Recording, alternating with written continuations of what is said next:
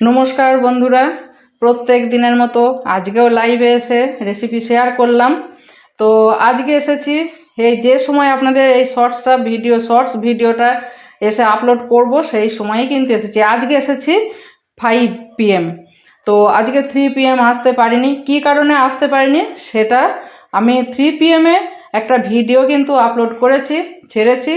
তো সেই ভিডিওটা দেখবেন, দেখলে বুঝতে পারবেন যে কি কারণে আমি 3টের সময় মানে 3 PM ওই টাইমটাতে আমি লাইভের রেসিপিটা শেয়ার করতে পারিনি।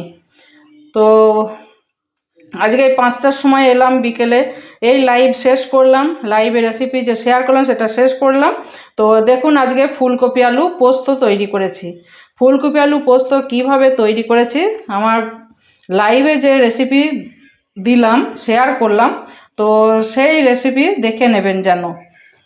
আর আপনারা দেখুন এইখানে এই যে ফুলকপি কেটে রেখেছিলাম, কিছুটা রয়ে গেছে, একটা গোটা ফুলকপি নিয়েছিলাম, তার মধ্যে কয়েকটা ডাল অবশ্য দিয়েছি, অনেকগুলো ডালই দিয়েছি, আর এর মধ্যে ফুলকপি এইটুকু রেখে দিয়েছি। আর নিয়েছিলাম আলুগুলোও খোসা ছাড়িয়ে নিয়েছি। আর এই যে পোস্ত বেটে রেখেছিলাম, পোস্ত বেটেছি, পেস্ট করেছিলাম। আর নিয়েছি শুকনো লঙ্কা। এই দিয়ে আজকে হয়ে গেছে নিরামিষ রেসিপি ফুলকপি আলুর পোস্ত। তো ফুলকপি আলু পোস্ত তো অসাধারণ লাগে, বাঙালিদের তো প্রিয় স্পেশাল এই রেসিপি ফুলকপি আলু পোস্ত। এখন তো ফুলকপি তো উঠছে, এখন তো সিজন, টাটকা ফুলকপি বাজার থেকে কিনে আনবেন, আর আলু তো ঘরে থাকে, না থাকলে কিনে এনে আলু ফুলকপির পোস্ত তৈরি করে নেবেন। আর গরম ভাতও করবেন, গরম ভাতের সঙ্গে কিন্তু ফুলকপি আলু পোস্ত দারুণ যাবে, অসাধারণ লাগে ফুলকপি আলু পোস্ত গরম ভাতের সঙ্গে। পোস্ত পেস্ট করে তো দিয়েছি, আগে আলুগুলো একটু হালকা করে ভেজে নিয়েছিলাম।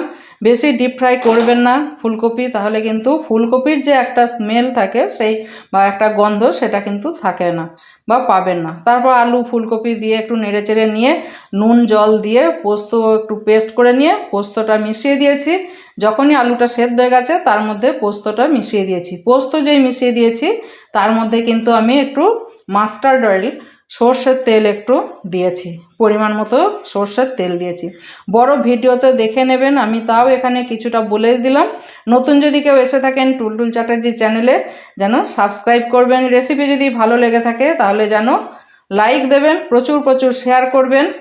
আর বিকেল 3টের সময় 3 PM রোজই আসবো, আবার দেখা হবে আপনাদের সাথে।